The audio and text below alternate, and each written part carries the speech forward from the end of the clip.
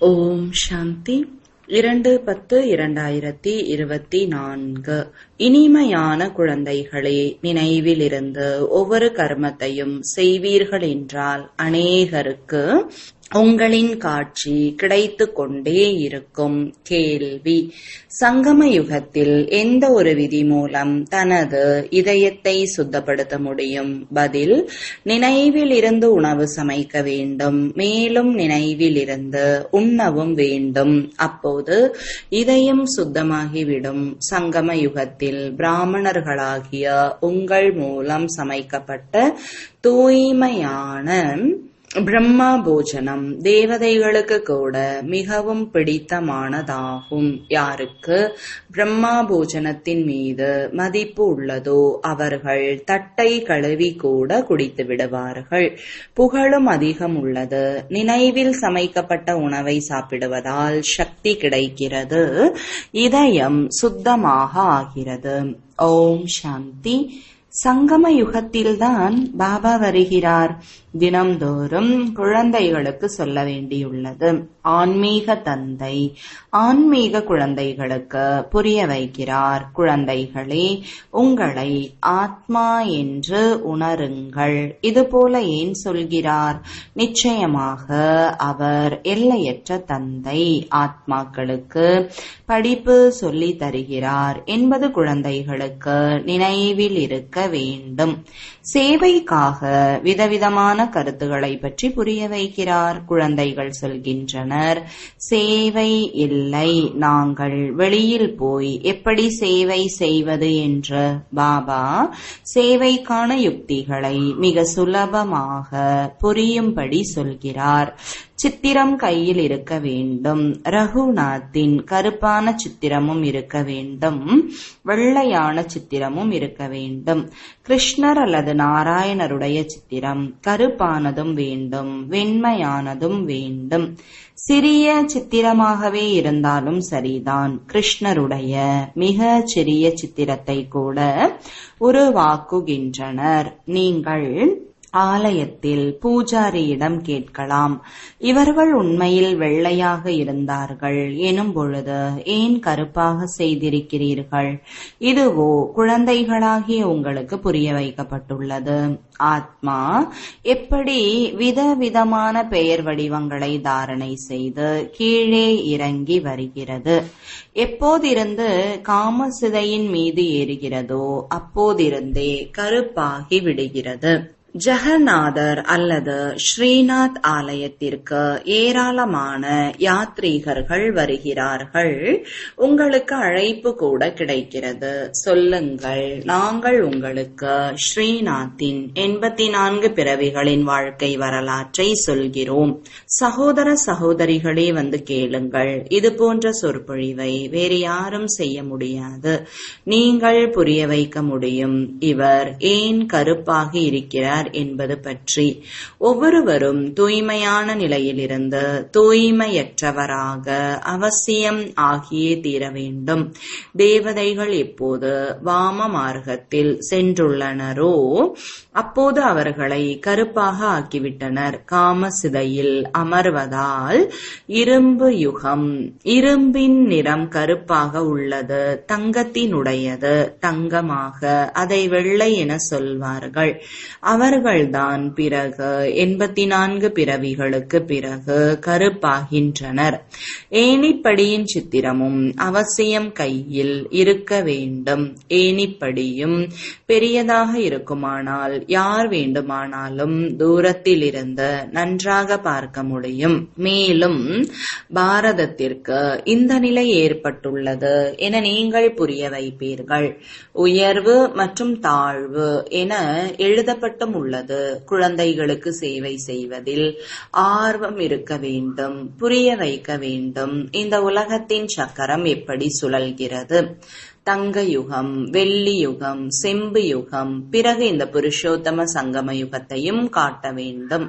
அதிகமான சித்திரங்களை எடுத்துக்கொள்ளவில்லை என்றாலும் சரி, ஏணிப்படியின் சித்திரம் பாரதத்திற்கு முக்கியம். இப்பொழுது மீண்டும் தூய்மையற்ற நிலையிலிருந்து தூய்மையாக நீங்கள் எப்படி ஆக முடியும்? பதீத பாவனர் ஒரே ஒரு தந்தைதான். அவரை நினைவு செய்வதன் மூலம் ஒரு வினாடியில் ஜீவன் முக்தி கிடைக்கிறது. குழந்தைகளாகிய உங்களிடம் முழு ஞானமும் உள்ளது. மற்ற அனைவரும் அஞ்ஞான உறக்கத்தில் உறங்கிக் கொண்டு இருக்கிறார்கள். பாரதம் ஞானத்தில் இருந்தபோது பெரும் செல்வம் மிகுந்த நாடாக இருந்தது. இப்பொழுது பாரதம் அஞ்ஞானத்தில் உள்ளது. அதனால் எவ்வளவு ஏழையாக உள்ளது. ஞானி மனிதர்கள் மற்றும் அஞ்ஞானி மனிதர்கள் உள்ளனர் அல்லவா? தேவி தேவதைகள் மற்றும் மனிதர்கள் என்பது பெயர் பெற்றதாகும். தேவதைகள் சத்யுக திரேதா யுகத்தில், மனிதர்கள் துவாபர கலியுகத்தில். சேவை எப்படி செய்வது என்பது குழந்தைகளின் புத்தியில் எப்பொழுதும் இருக்க வேண்டும். பாபா புரிய வைத்துக் கொண்டே இருக்கிறார். ஏணிப்படியின் சித்திரம் புரிய வைப்பதற்கு மிகவும் நல்லது. பாபா கூறுகிறார், இல்லறத்தில் இருங்கள். ஷரீர நிர்வாகத்திற்காக வேலை முதலியவற்றை செய்தாக வேண்டும். உலகாய கல்வியையும் கற்றுக்கொள்ள வேண்டும். மீதி நேரம் கிடைத்தால் சேவைக்கான சிந்தனை செய்ய வேண்டும். நாம் மற்றவர்களுக்கு எப்படி நன்மை செய்வது? இங்கோ நீங்கள் அநேகருக்கு நன்மை செய்ய இயலாது. இங்கோ பாபாவின் முரளியை கேட்பதற்காக வருகிறீர்கள். இதில்தான் மாய மந்திரம் உள்ளது. பாபாவை மந்திரவாதி என சொல்கின்றனர் அல்லவா? பாடவும் செய்கின்றனர். முரளி உங்களிடம் உள்ள மாயாஜாலம். உங்களின் வாயினால் இசைக்கும் முரளியில் மாயாஜாலம் உள்ளது. மனிதரிலிருந்து தேவதையாகி விடுகின்றனர். இப்படி ஒரு மந்திரவாதி பாபாவை தவிர வேறு யாரும் இருக்க முடியாது. பாடலும் உள்ளது. மனிதரிலிருந்து தேவதையாக மாற்றுவதற்கு அதிக நேரம் ஆகாது. பழைய உலகத்திலிருந்து புதிய உலகமாக அவசியமாக வேண்டும். பழைய உலகம் அவசியம் அழிந்துவிட வேண்டும். இந்த சமயம் நீங்கள் ராஜயோகத்தை கற்றுக்கொள்கிறீர்கள் என்றால் நிச்சயமாக ராஜா ஆக வேண்டும். இப்போது குழந்தைகள், நீங்கள் புரிந்து கொண்டீர்கள். 84 பிறவிகளுக்கு பிறகு முதல் நம்பரில் பிறவி எடுக்க வேண்டும். ஏனென்றால் உலகத்தின் சரித்திரம், பூகோளம் திரும்பவும் நடைபெறுகிறது. சத்தியுகம் திரேதாயுகம் இருந்து சென்றுள்ளது. அது மறுபடியும் வந்தாக வேண்டும். நீங்கள் எங்கே அமர்ந்து இருந்தாலும் புத்தியில் நாம் திரும்பி செல்கிறோம். பிறகு சதோ பிரதானமான தேவி தேவதையாக ஆகிறோம் என்பது நினைவில் இருக்க வேண்டும். அவர்கள் தேவதைகள் என சொல்லப்படுகிறார்கள். இப்போது மனிதர்களிடம் தெய்வீக குணங்கள் இல்லை. ஆக நீங்கள் எங்கே இருந்தாலும் சேவை செய்ய முடியும். எவ்வளவுதான் வேலை முதலியவை இருந்தாலும் இல்லறத்தில் இருந்தவாறே வருமானத்தை சேமித்துக் கொண்டே இருக்க வேண்டும். இதில் முக்கியமான விஷயம் தூய்மையினுடையது. தூய்மை இருந்தால் அமைதி, செல்வ செழிப்பு இருக்கும். முழு தூய்மையாகிவிட்டால் பிறகு இங்கே இருக்க முடியாது. ஏனென்றால் நாம் அவசியம் சாந்தி தாமம் சென்றாக வேண்டும். ஆத்மா தூய்மையாகிவிட்டால் பிறகு ஆத்மா இந்த பழைய சரீரத்துடன் இருக்க வேண்டியது இல்லை. இதுவோ அசுத்தமானது அல்லவா? 5 தத்துவங்கள் அசுத்தமாக உள்ளன. ஷரீரம் இதனால் தான் உருவாகிறது. இது மண்ணாலான உருவம் என சொல்லப்படுகிறது. 5 தத்துவங்களால் ஆன ஒரு ஷரீரம் முடிந்து போகிறது, மற்றொன்று உருவாகிறது. ஆத்மாவோ இருக்கவே செய்கிறது. ஆத்மா ஒன்றும் உருவாகிற ஒரு பொருள் அல்ல. ஷரீரம் முதலில் எவ்வளவு சிறியது, பிறகு எவ்வளவு பெரியதாக ஆகிறது. எவ்வளவு உறுப்புகள் கிடைக்கின்றன. அதன் மூலம் ஆத்மா முழு பாகத்தையும் நடிக்கிறது.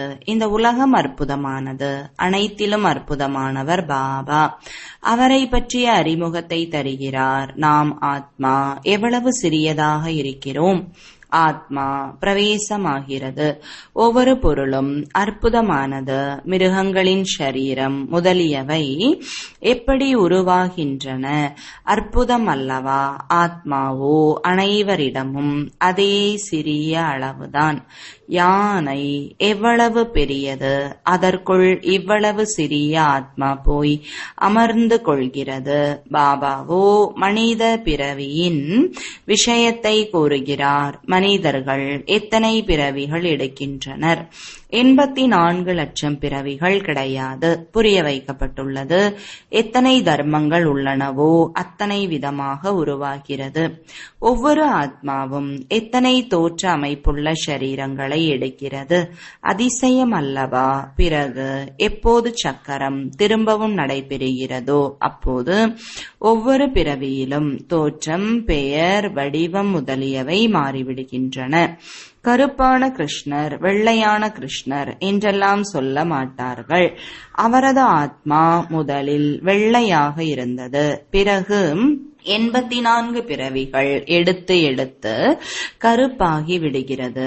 உங்கள் ஆத்மாவும் கூட விதவிதமான தோற்றம், விதவிதமான சரீரங்களை எடுத்து பாகத்தை நடிக்கிறது.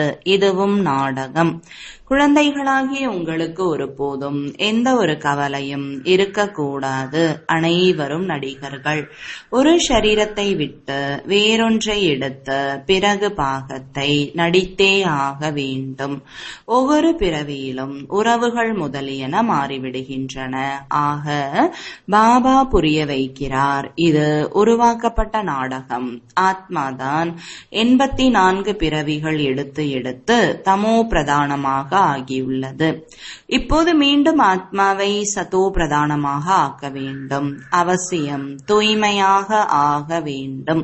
தூய்மையான உலகமாக இருந்தது, இப்போது தூய்மையற்றதாக உள்ளது. மீண்டும் தூய்மையாக வேண்டும். சதோ பிரதானம், தமோ பிரதானம் என்ற சொற்கள் உள்ளன அல்லவா? சதோ பிரதான உலகம், பிறகு சதோ, ரஜோ, தமோ சிருஷ்டி. இப்போது தமோ பிரதானமாக ஆகி இருப்பவர்களே மீண்டும் சதோ பிரதானமாக எப்படி ஆவது? தூய்மையற்ற நிலையிலிருந்து எப்படி தூய்மையாக ஆவது? மழை நீரினால் தூய்மையாக ஆக மாட்டார்கள். மழையினால் மனிதர்களுக்கு மரணம் ஏற்படுகிறது. வெள்ளம் வந்துவிட்டால் எத்தனை பேர் மூழ்கி விடுகிறார்கள்? இப்போது பாபா புரிய வைத்துக் கொண்டே இருக்கிறார். இந்த கண்டங்கள் அனைத்தும் இருக்க போவதில்லை. இயற்கை சேதங்களும் உதவி செய்யும். எவ்வளவு ஏராளமான மனிதர்கள், மிருகங்கள் அடித்து செல்லப்படுகின்றன. தண்ணீரினால் தூய்மையாகி விடுகின்றனர் என்பது அல்ல, ஷரீரம் சென்று விடுகிறது. ஷரீரங்களோ தூய்மையற்ற நிலையிலிருந்து தூய்மையாக ஆகாது. ஆத்மாதான் தூய்மையாக வேண்டும். ஆக பதீத பாவனர் ஒரு தந்தைதான். அவர்கள் ஜெகத்குரு என சொல்லிக் கொள்கின்றனர். ஆனால் குருவின் வேலை சத்கதி அளிப்பது. ஒரே ஒரு தந்தைதான் சத்கதி அளிப்பவர். பாபா சத்குரு, அவரே சத்கதியை அளிக்கிறார். பாபா அதிகமாக புரிய வைக்கிறார். இவரும் கூட கேட்கிறார் அல்லவா? குருக்களும் கூட அருகில் சீடர்களை அமர்த்துகின்றனர் கற்றுத் தருவதற்காக. இவரும் கூட அவருக்கு அருகில் அமர்கிறார். பாபா புரிய வைக்கிறார் என்றால் இவரும் கூட புரிய வைப்பார் அல்லவா? அதனால் குரு பிரம்மா முதல் நம்பரில் செல்கிறார். சங்கரை பற்றி கூறுகிறார். கண்ணை திறந்து பஸ்மமாக்கி விடுவார் என்று கூறுகிறார்கள். பிறகு அவரை குரு என்று கூற இயலாது. பாபா கூறுகிறார், குழந்தைகளே, என்னை மட்டும் நினைவு செய்யுங்கள்.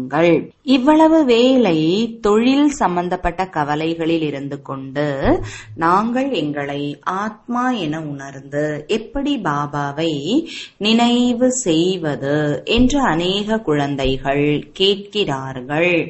பாபா புரிய வைக்கிறார். பக்தி மார்க்கத்திலும் கூட நீங்கள் ஹே ஈஸ்வரா, ஹே பகவானே என சொல்லி நினைவு செய்கிறீர்கள் அல்லவா?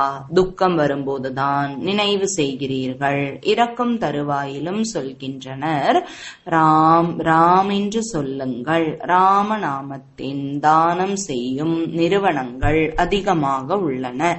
எப்படி நீங்கள் ஞானதானம் செய்கிறீர்கள்? அவர்கள் சொல்கின்றனர், ராம் ராம் என்று சொல்லுங்கள். நீங்களும் சிவபாபாவை நினைவு செய்யுங்கள் என்று கூறுகிறீர்கள்.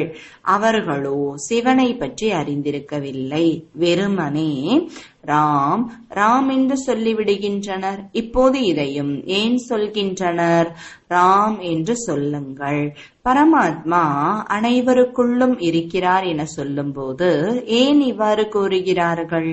பாபா அமர்ந்து புரிய வைக்கிறார். ராம் அல்லது கிருஷ்ணரை பரமாத்மா என சொல்லப்படுவது இல்லை. கிருஷ்ணர் தேவதை. ராமரை பற்றியும் புரிய வைக்கப்பட்டுள்ளது. அவள் பாதி தேவதை. ஏனென்றால் 2 கலைகள் குறைந்து விடுகின்றன. ஒவ்வொரு பொருளின் கலையும் குறைந்து கொண்டே செல்கிறது. ஆடை கூட முதலில் புதிதாக உள்ளது, பிறகு பழையதாகி விடுகிறது.